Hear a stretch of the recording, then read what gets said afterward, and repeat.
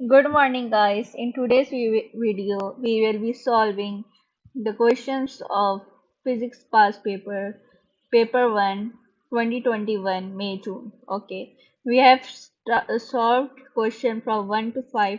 Now we will continue from question 6. I hope you will subscribe the video and as well like it. Thank you. So now let us start.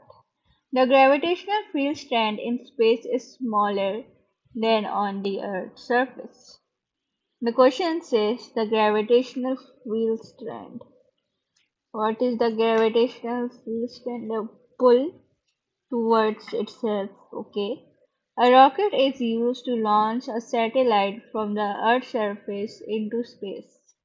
यानी एक rocket को इस्तेमाल किया गया है जो earth surface से space की तरफ जाएगा. Okay. How are the mass and the weight of the satellite affected as the satellite moves away from the surface of the earth and into space? यानी मैं यहाँ पर आपके लिए एक अर्थ बनाती हूँ. अर्थ कौन से रंग का होता है? ब्लू कलर का. ये अर्थ है, ये सैटेलाइट है. सैटेलाइट ऐसी होती है. एक सैटेलाइट है जो अर्थ के इर्द गिर्द घूम रही है. सवाल बोल रहा है a rocket is used to launch a satellite from the Earth's surface into space. Okay.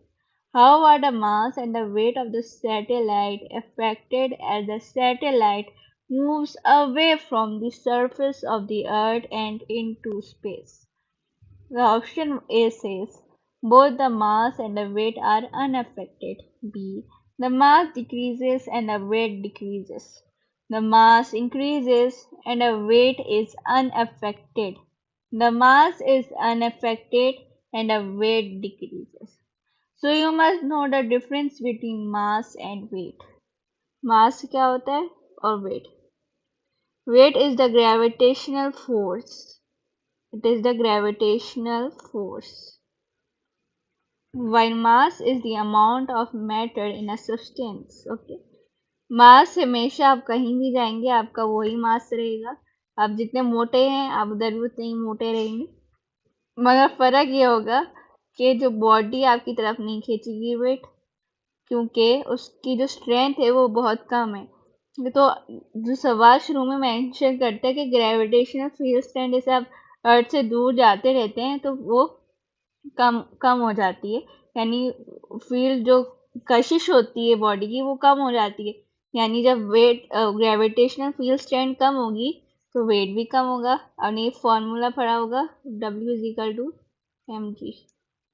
यानी m इज डायरेक्टली W भरेगा जब g भरेगा क्योंकि m is the constant. Okay. जब ग्रेविटेशनल फील्ड स्ट्रेंथ कम हो जाएगी तो वेट भी आपका कम हो जाएगा. तो जो ऑप्शन सेटिस्फाई करते हैं वो बी एंड डी है. Weight decreases, weight decreases. Mass की बात करते हैं. मास आपको पता है is the amount of matter in the substance. आपका जो वेट जो मास यहाँ पर है वही मास आपकी हर जगह होगा. आपने जितनी हड्डियां आपकी बॉडी में उतनी ही हड्डियां रहेंगी. जितना गोश्त है बॉडी में उतना ही रहेगा. कम नहीं होगा ना ही ज्यादा होगा. So mass is always unaffected. It is constant throughout. So आपका mass is unaffected. The correct option is B. Hopefully you understand it. Let's continue to question 7.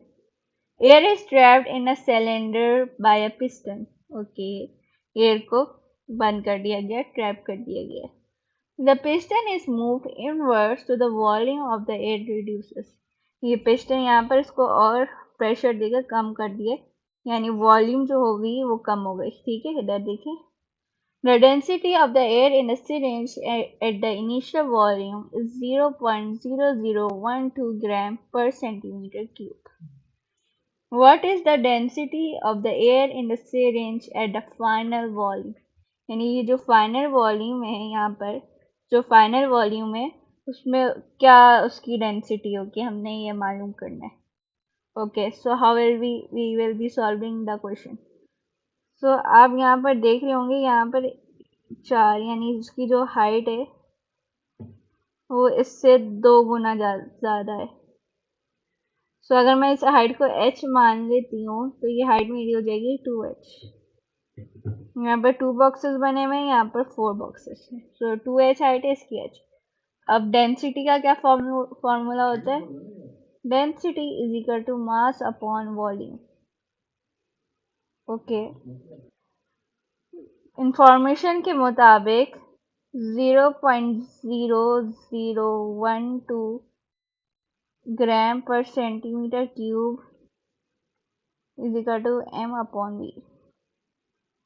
मास तो आपका कांस्टेंट है, जैसे मैं आपको पहले भी बता चुकी हूँ, मगर ऐसा गेम है वॉल्यूम का। ठीक है, वॉल्यूम जो पहले की है वो है 2h in multiply by the area of this. Okay, this is the base area. Similarly, this is the base area.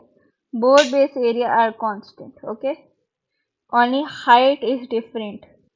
So 0.0112 gram is equal to mass upon इसका ना 2h multiply by base area.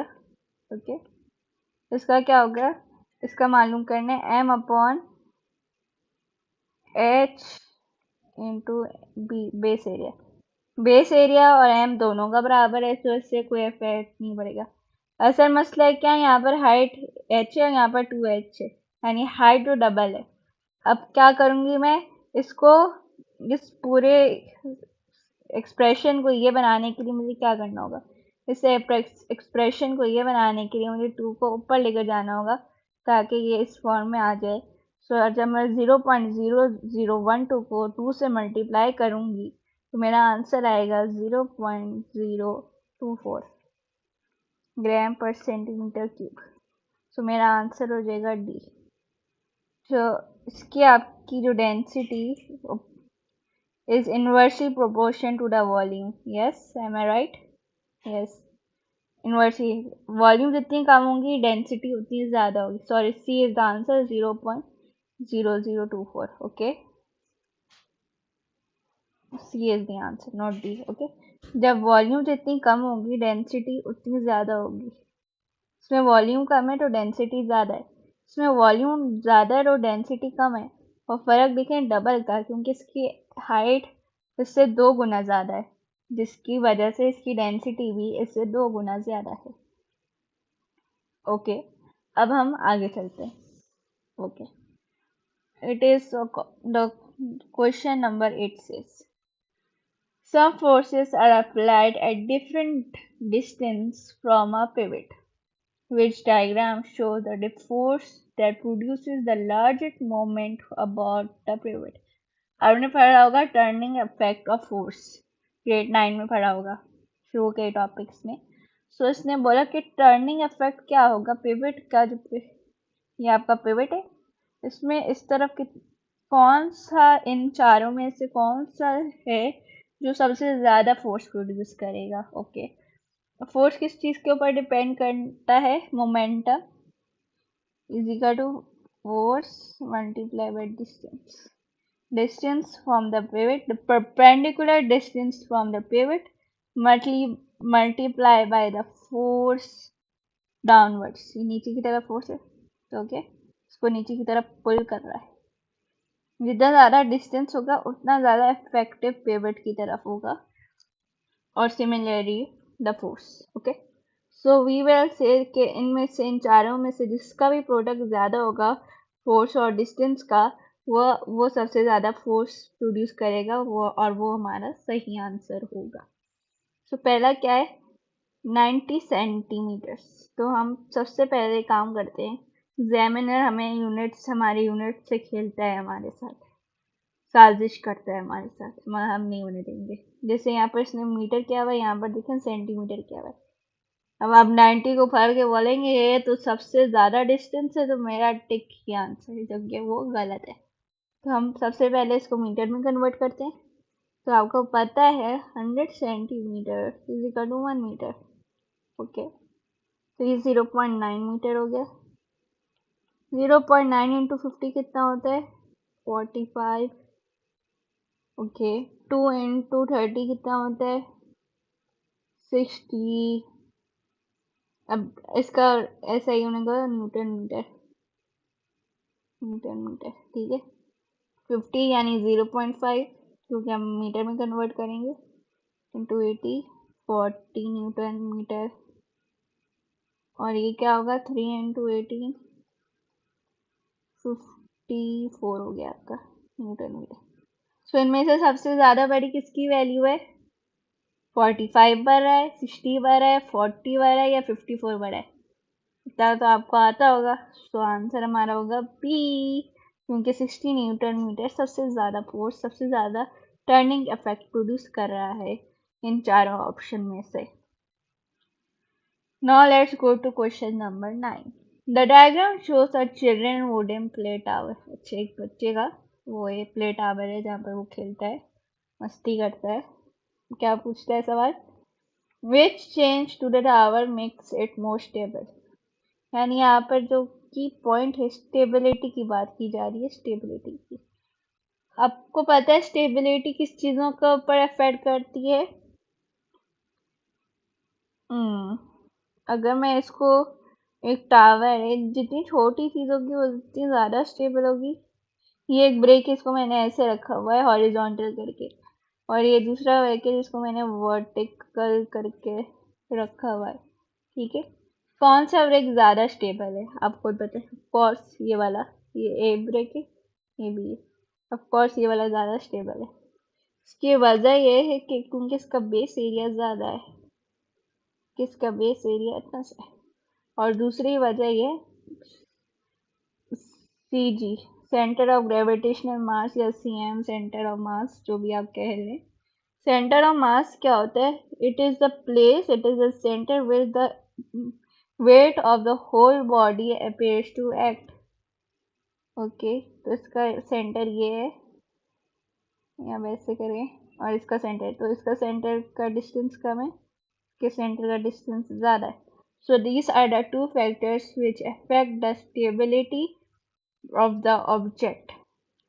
So option A से make the tower narrow है, इसको मैं अगर tower को पतला बना दूंगी तो उसका बेस एरिया कम हो जाएगा, जिसकी वजह से वो लेस स्टेबल हो जाएगा। इसको मैं ऊंचा बना दूंगी तो इसका जो सी जी है या सी एम वो ऊपर चली जाएगा, जिसकी वजह से इतना बड़ा बना दे, यहाँ पर आएगा ना सेंटर उसका, तो वो भी अनस्टेबल हो जाएगा। लोअरिंग द सेंटर ऑफ मास, यानी अगर इसका सेंटर मास यहाँ पर हमें ये दिखा देता है तो मैं इसको इधर कर दूंगी तो ये ज़्यादा स्टेबल हो जाएगा, क्योंकि वो फ्लोर से बेस एरिया से उतना करीब है। रेजिंग द सेंटर ऑफ मास, उसको और बढ़ा दूंगी तो ये और अनस्टेबल हो जाएगा। So correct option is lowering the centre of mass. So हमने 9 सवाल कर लिए, हम आगे चलते हैं।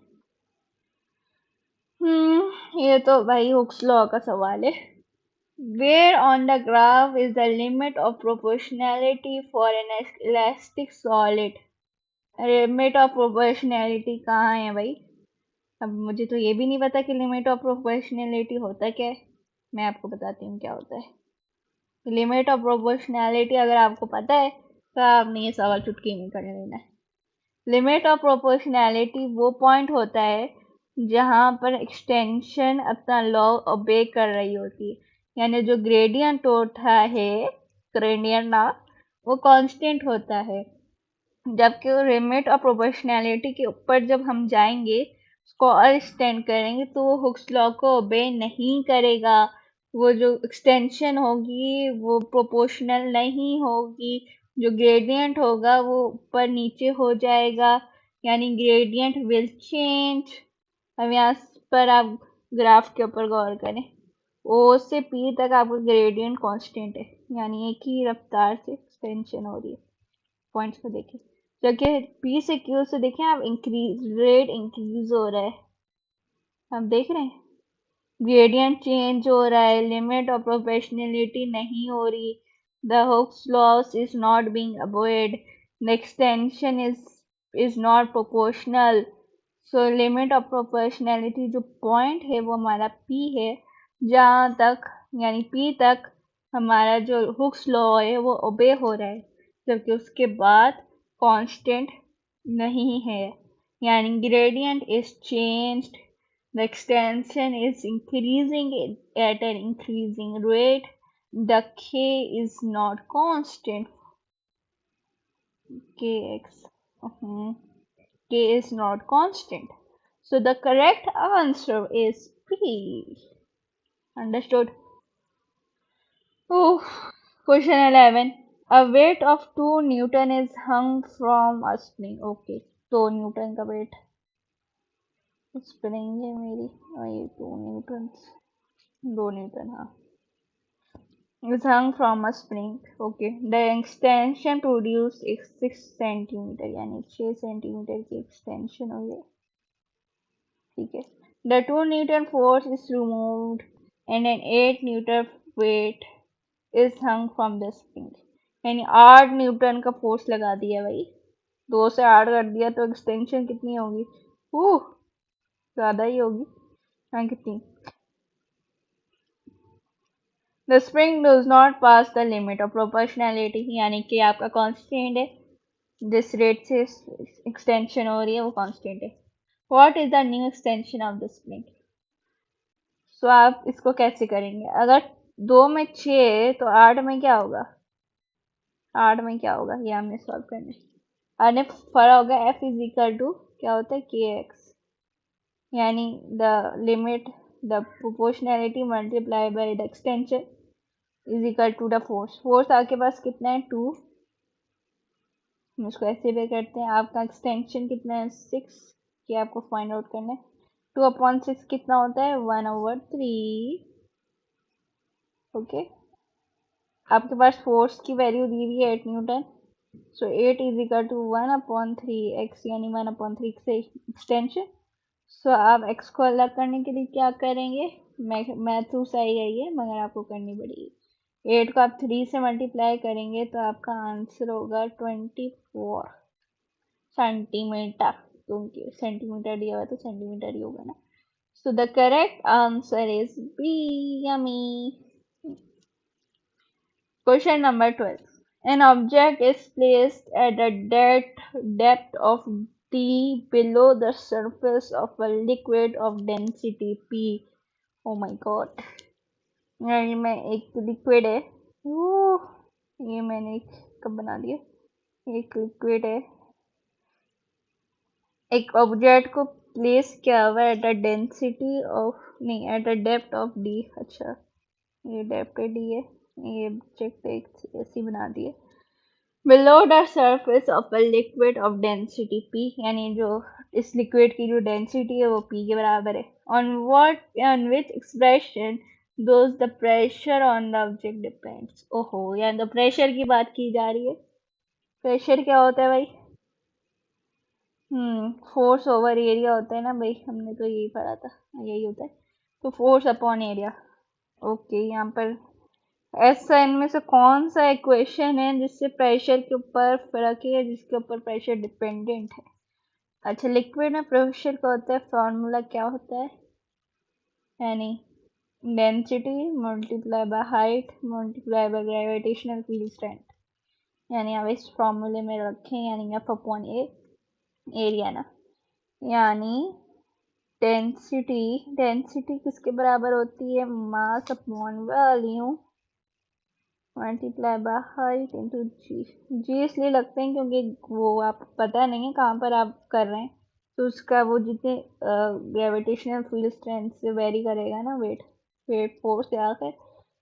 सो क्या होगा इसका आंसर भाई? So D is the height. यहाँ पर डेप्थ यानी हाइट. ठीक है, यानी D multiply by M upon P. इसने पी है. ओके, डेंसिटी और डेप्थ की हमने मल्टीप्लाई किया तो हमारे पास प्रेशर आ जाएगा. तो ऑब्जेक्ट की प्रेशर किस इक्वेशन के ऊपर डिपेंड करेगा? D multiply by P.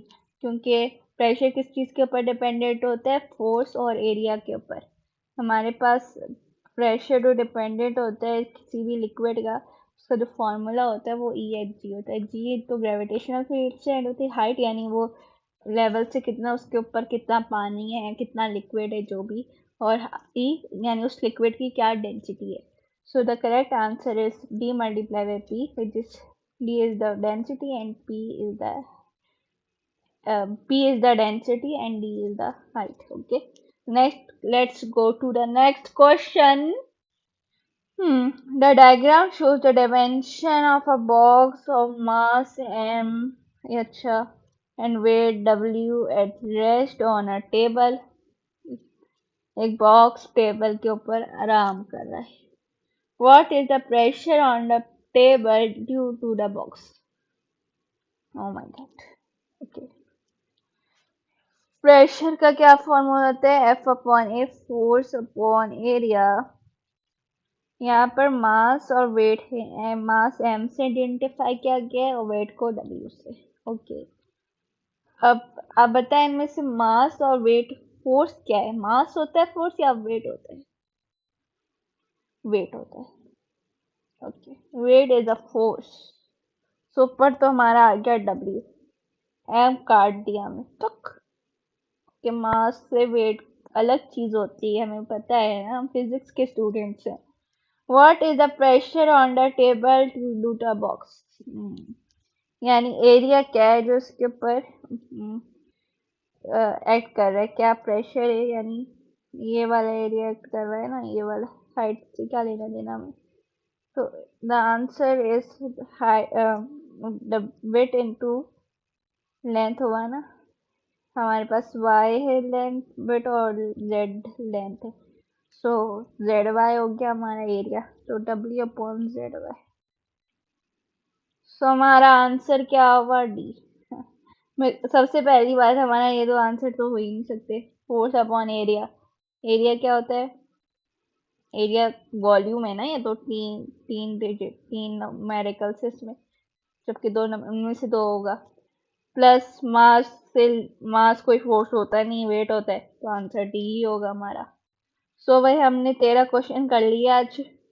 शुरू के 5 क्वेश्चन मैंने दूसरे वीडियो में बनाए थे और 6 से लेकर 13 तक ये क्वेश्चन थे. सो होपफुली आपको समझ में आया होगा. उस वक्त के लिए अल्लाह हाफिज. फिर हम आगे कंटिन्यू करेंगे नेक्स्ट पार्ट में. ओके.